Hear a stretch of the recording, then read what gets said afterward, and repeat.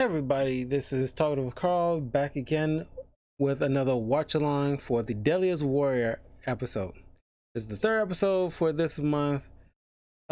Jesse James versus Al Capone, one of my favorite episodes of the entire series.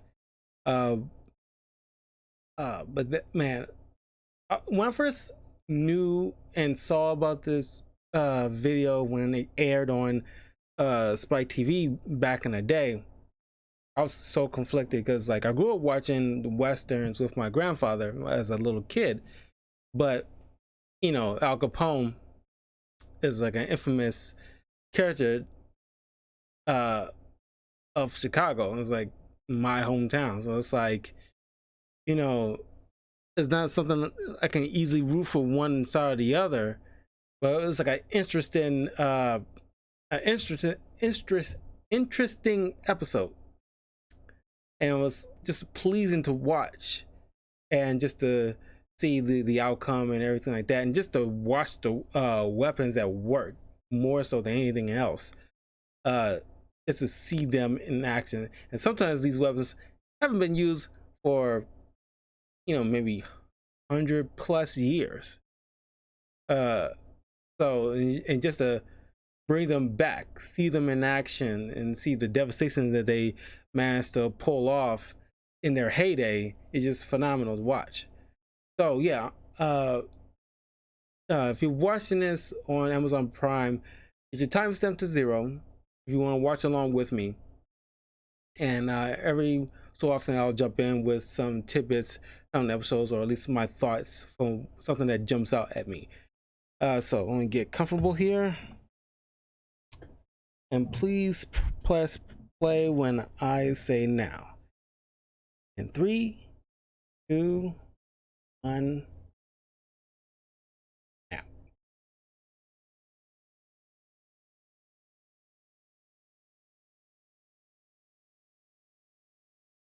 When I say I love this video, I am not joking. I love this episode.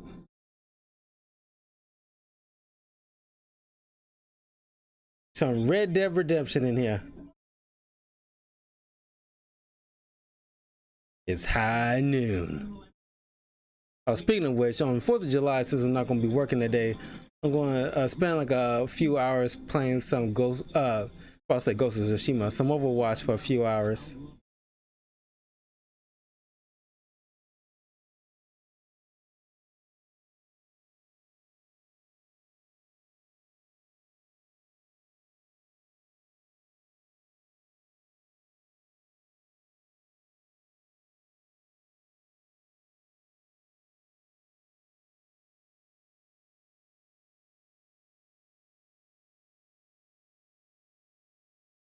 Who you guys got your money on this fight?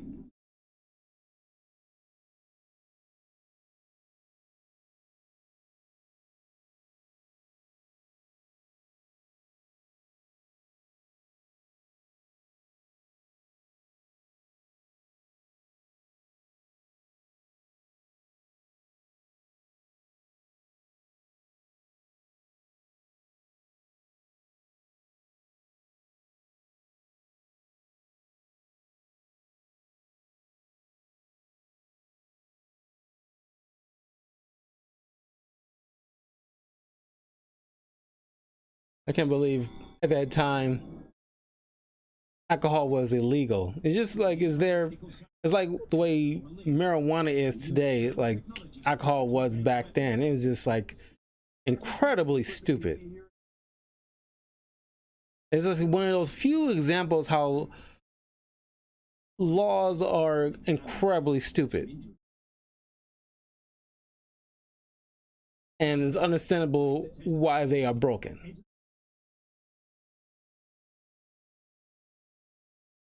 I'm advocating of breaking laws or anything like that, but just like, it's just one of those few rare examples when like a law just is an unjust law.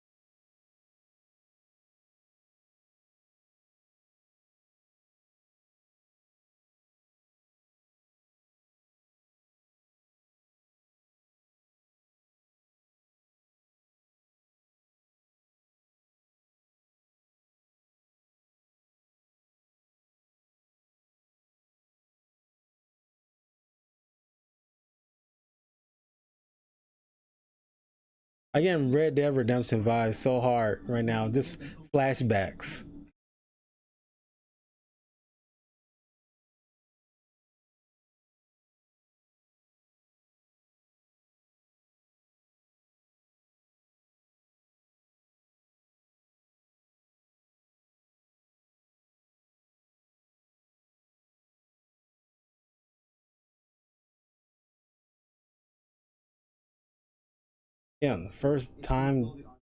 Yeah, the first daytime robbery was done by Jesse James.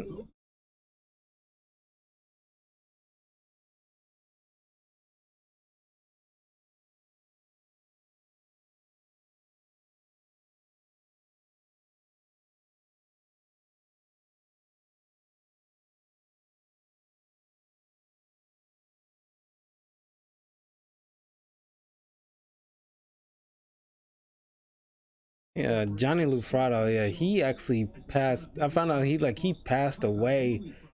Uh, it was like 5, 6 years ago.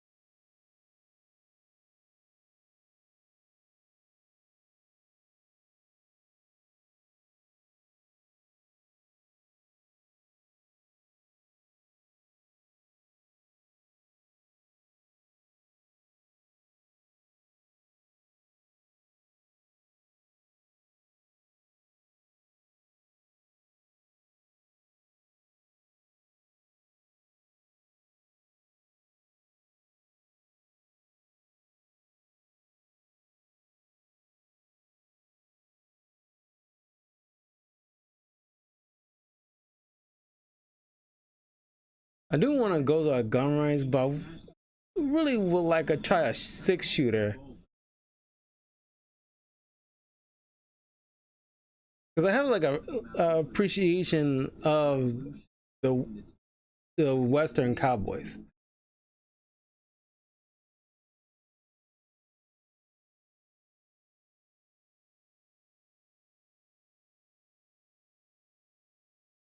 It's high noon. That's why I love Jesse McCree and Ash from Overwatch because like I love the. It'd be cool to have like a new character, but kind of like similar to like Al Capone in the roster for Overwatch, just like using an actual Tommy gun.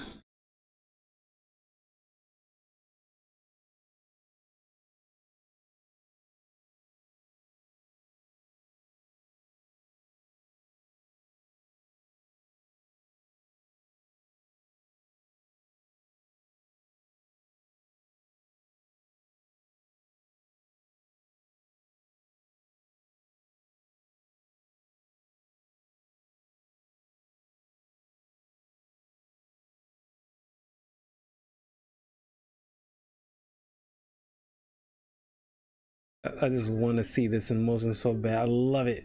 My favorite part.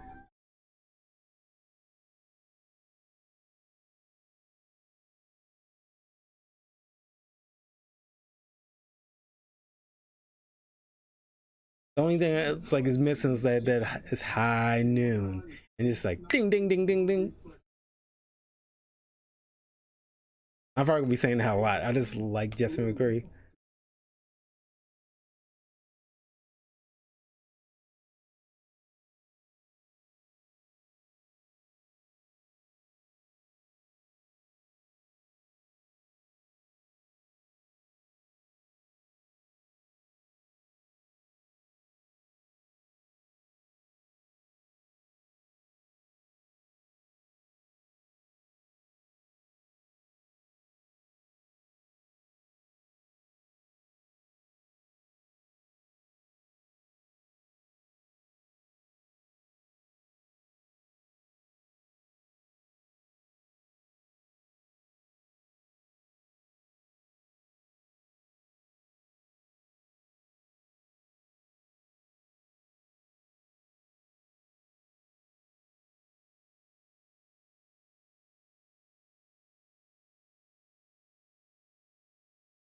Yeah, quarter of a second, and it's like you probably won't be able to dodge it. You probably have enough time to perceive something's coming at you, but the time it takes for you to dodge it is well beyond that time.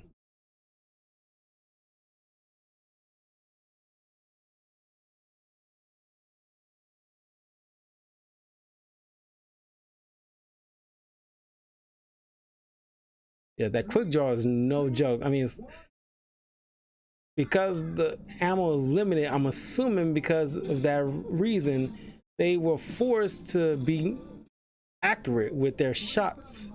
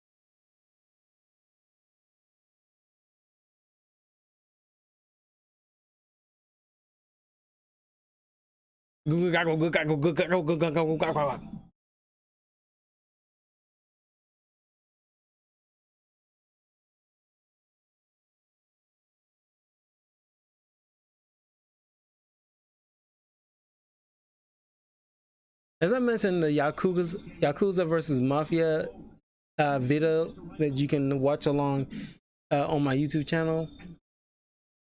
I would like to, if this series would have continued, I would like to see more like, certain gangs fighting another different variety of gangs that they never would have met in a fight before. Like, it's like a LA gang, current modern day LA gang versus like a gang somewhere in England. It's like, let's see like those two, like that kind of dynamic. I would love to see something like that.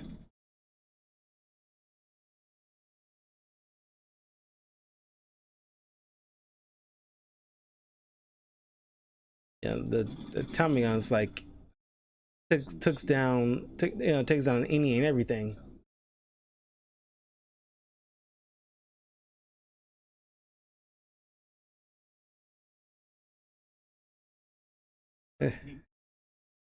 Saint Valentine's Day Massacre. I learned that in school.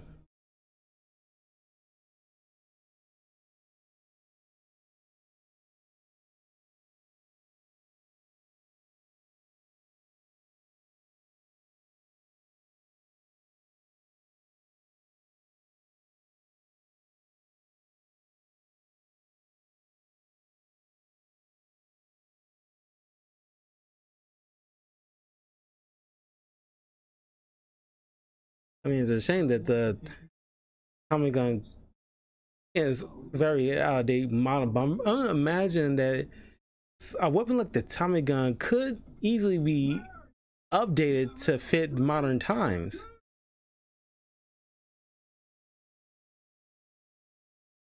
Just the sheer fact that it was an infamous gun. I mean, it's like, obviously like certain components and compartments of the gun is out of date, but you can easily use current tools today to update it to be more an efficient tool of modern times.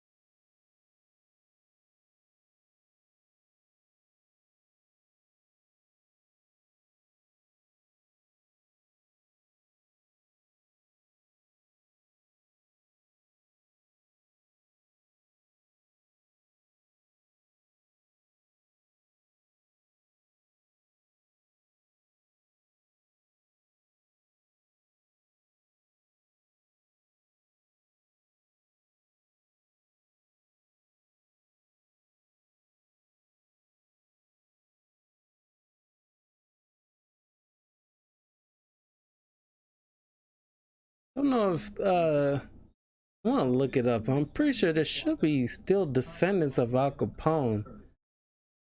Don't think there's any descendants for Jesse James, but I can't be 100% sure on that. I'm at least a little bit more sure there should be any living descendants of Al Capone still around.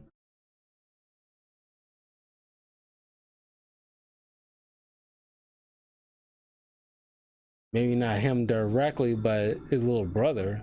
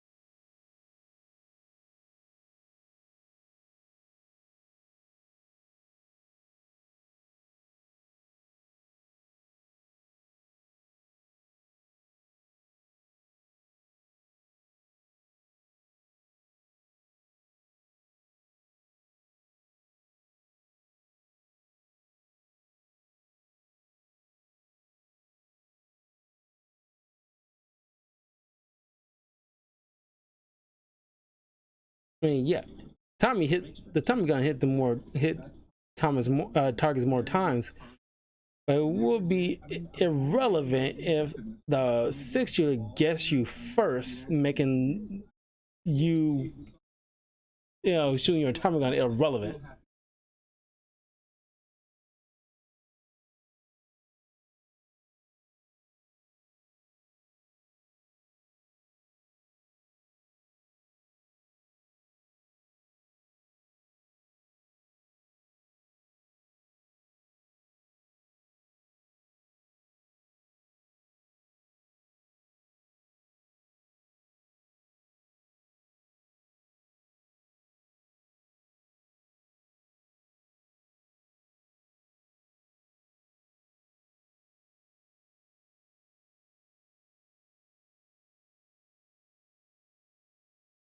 Yeah, there's a big drawback. The more time has passed from a particular era, unless there's somebody documenting certain stuff, it's hard.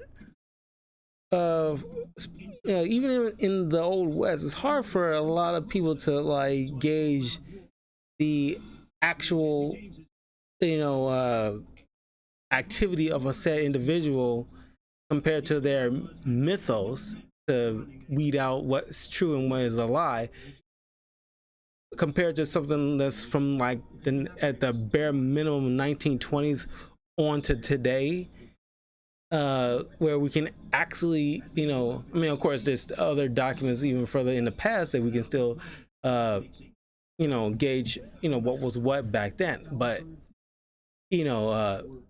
is more definite from like 1910s 20s up until this point when documenting was like on point,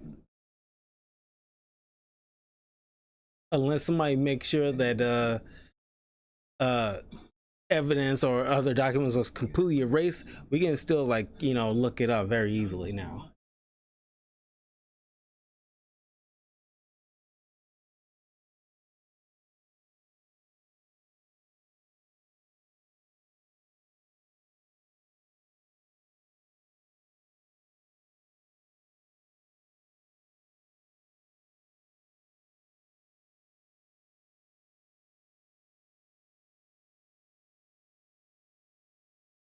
It wasn't. It was if it wasn't until the moment when I went to this archery range, when he mentioned about the noise that stiletto knife made when he like clicks it and it opens up. When I shot the arrows to my targets, the sound it made when the arrows piercing through the air, that thwip, kind of like the thwip like you hear from like Spider-Man's web shooters, like it's like that whip you hear in the air is like for like I don't know, I can't explain. It's just so pleasing to the ears when that goes to the air. I don't know why. I just love hearing that sound.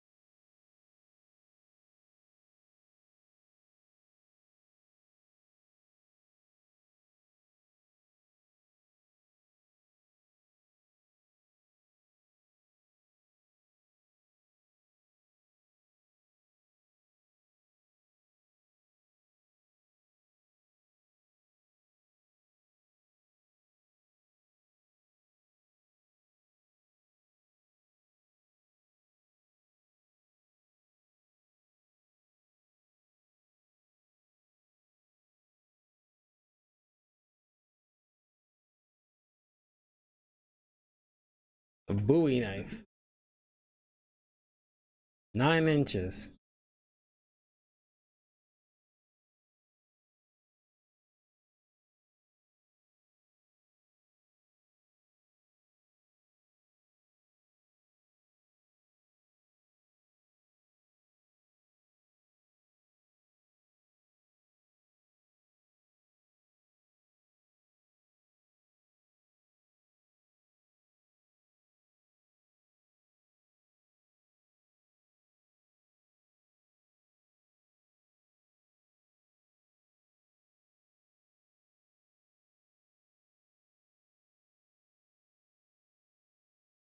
Yeah, hygiene back in the West was,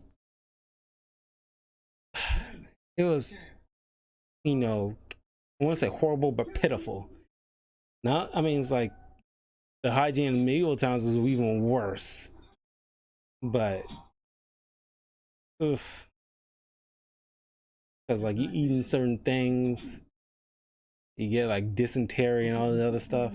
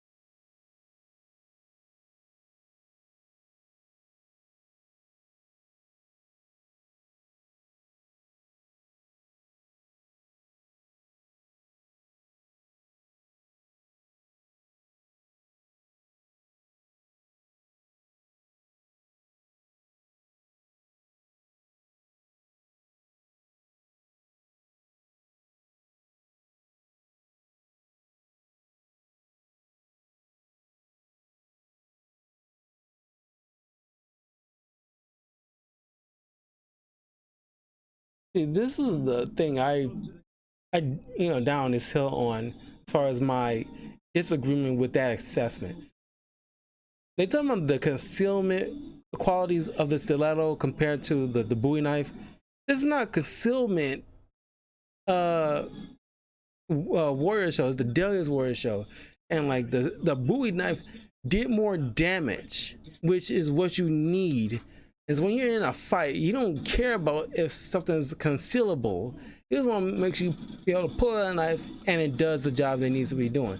Yes, you got damage out of the stiletto, sure, but like the length of the blades uh uh is where lies the difference. The Bowie knife can get to you very quickly compared to a stiletto that's 3 inches of blade that it takes you requires you to get a lot more closer uh, by comparison in order to do any kind of damage. And with the Bowie knife, won't allow that, obviously. So I don't understand. Like I mean, we'll know about the score in the end of the video. But it's just like that's something I was vehemently disagreed on their assessment. Obviously, the computers will say things differently more often than not from what the experts or the host would say in the initial process. But it's just like, wow, y'all look at that and just saw like, oh hey, the stiletto is concealable. Let's give you the edge.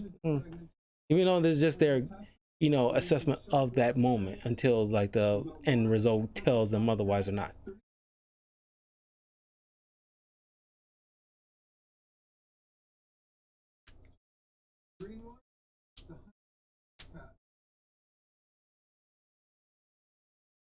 Red equals dead.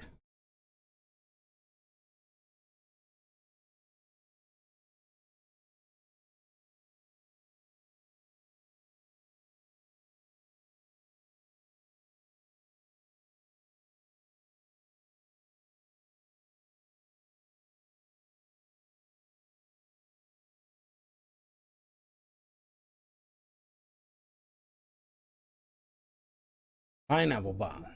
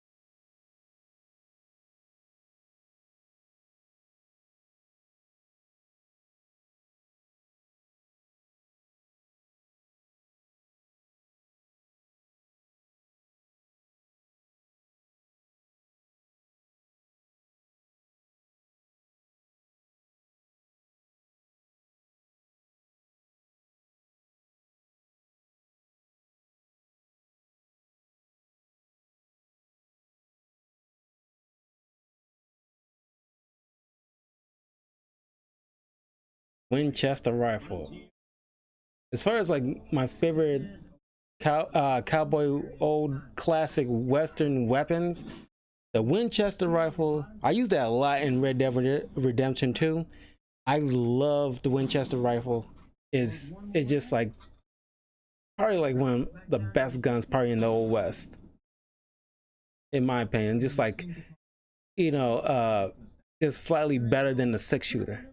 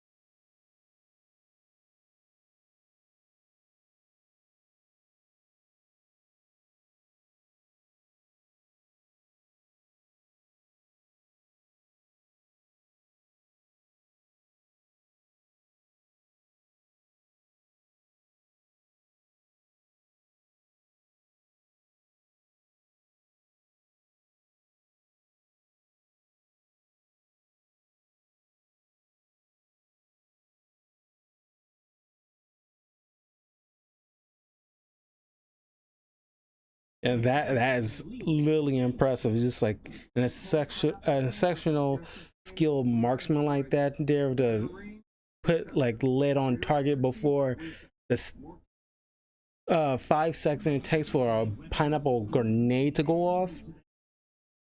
It's just like that's a whole nother level of skill. I mean, that's literally frightening.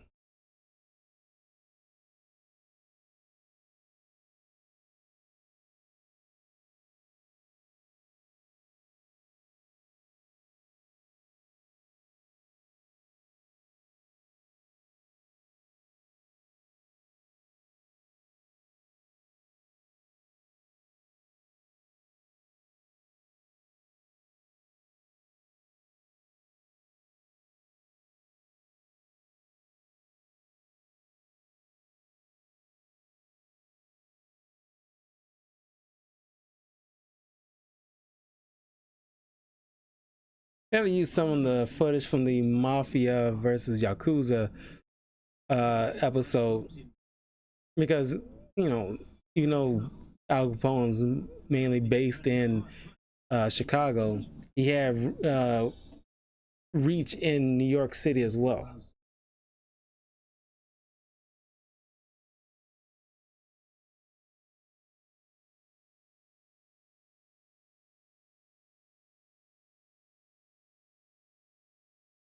Everybody sent off fireworks already.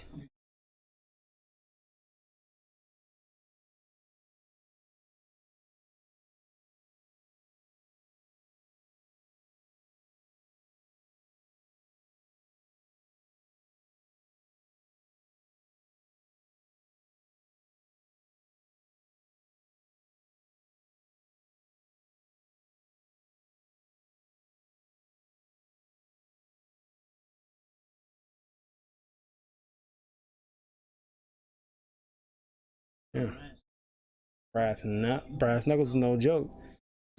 You get to see why they're illegal in 50 states. I don't even know if anybody even still use brass knuckles, period. Or don't want to know, but it's not something you'll see every day. I think the mafia was the last people who actually use those things until they eventually start dying out from being like an effective gang member.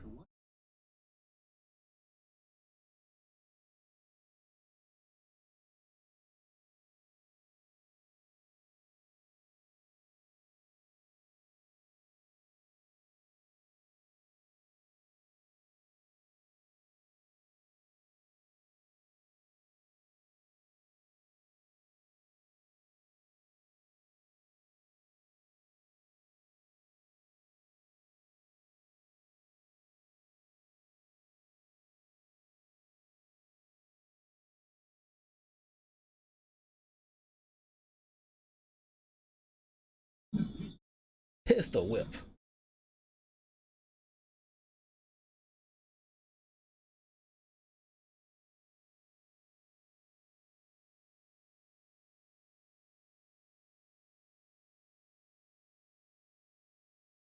Those guns are shiny as all get out.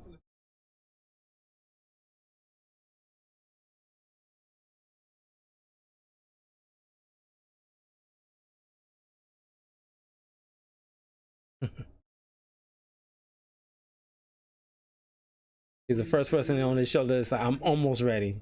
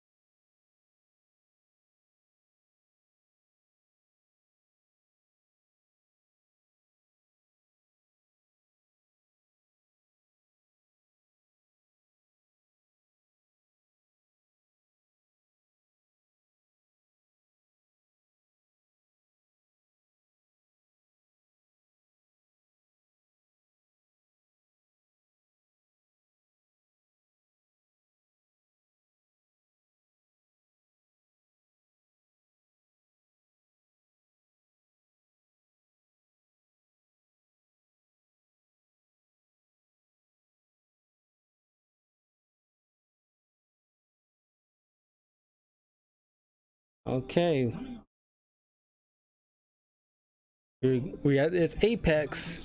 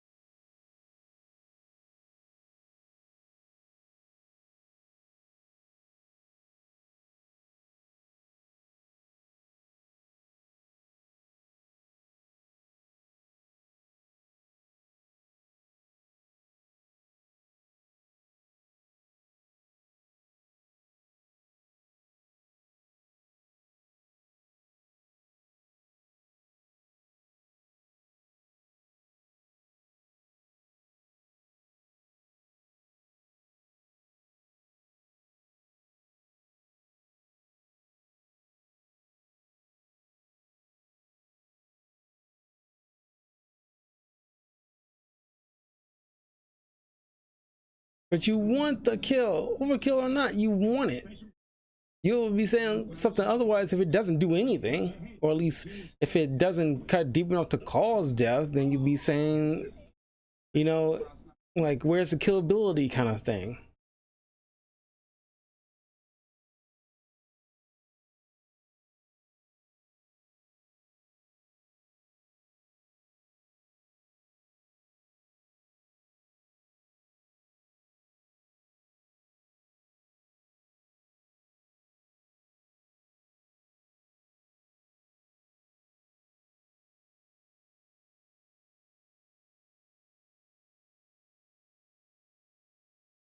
I think it's very creative to put the landscape of the fight in, like, it's in Chicago, like in 1920s Chicago, but in like an old West museum. So you get the best of both worlds.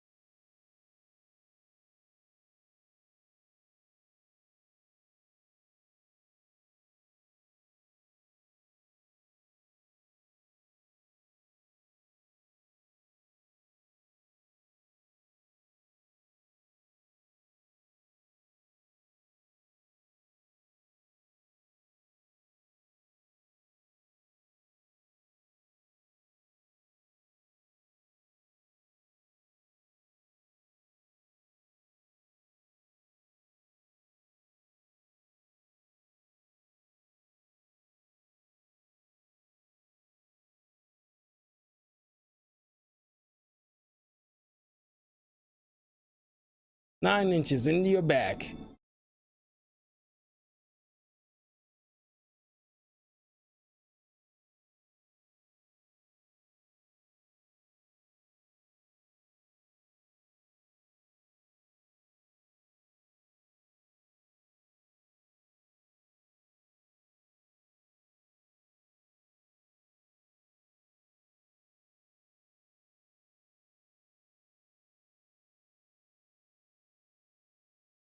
That's actually the first time in like the series when, well, not first time, it was a couple of times, but this is the first time you get to see like one of the opposing fighters try to steal one of the other team's weapons. Usually, I mean, it actually fails every time, but it's like a nice to see.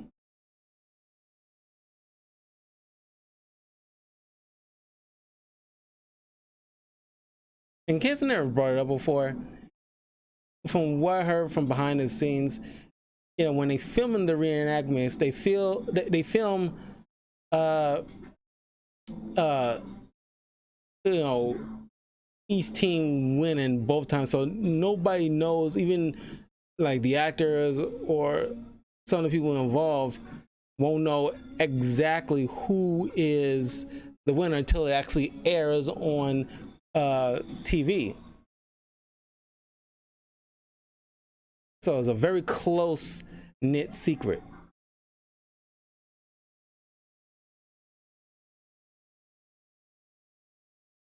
Yeah, that's actually the first time you actually see like two survivors on one team. Like that was Jesse James' brother, so Jesse James wins.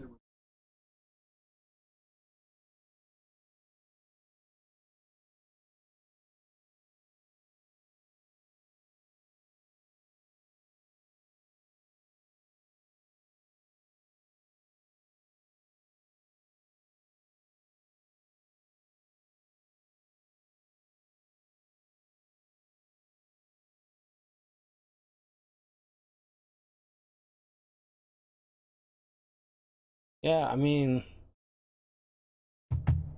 that I always enjoy watching that episode. But yeah, I mean, like I said before, like a lot of people in the Old West, because of the like limited ammo capacity, they was actually forced to learn not only quick draw but, you know, shoot accurately to make sure those rounds count if at all possible.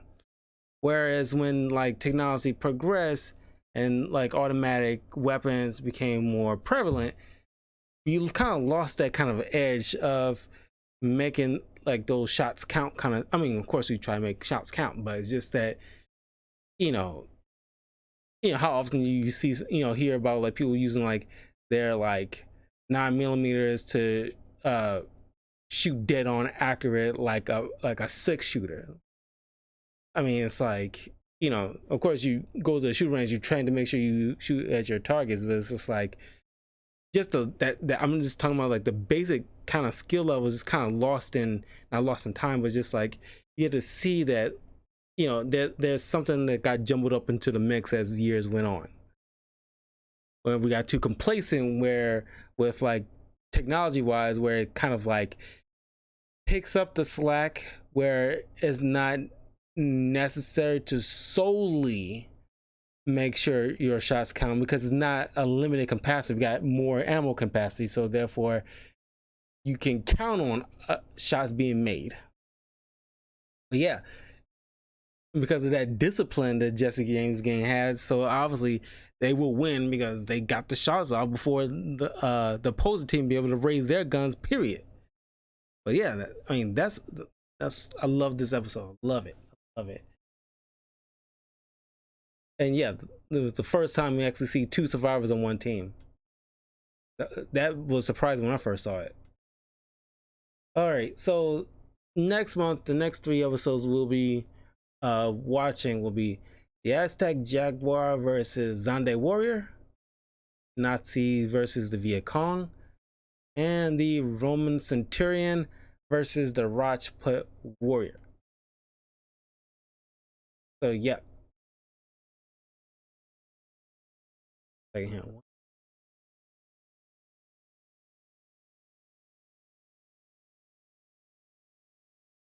But after those 3, there's 7 more episodes left of season 2.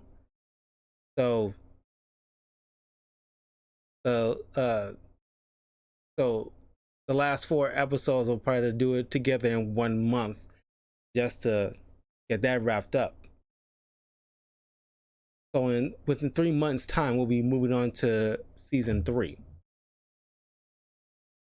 So yeah, please let me know in the comments below if you're watching this on YouTube. Let me know in the comments below what was your favorite episode. I mean, like, what was your favorite thing about this particular episode? What was your favorite weapon that you've seen? Did you like Jesse James gang, or did you like CAPONE gang?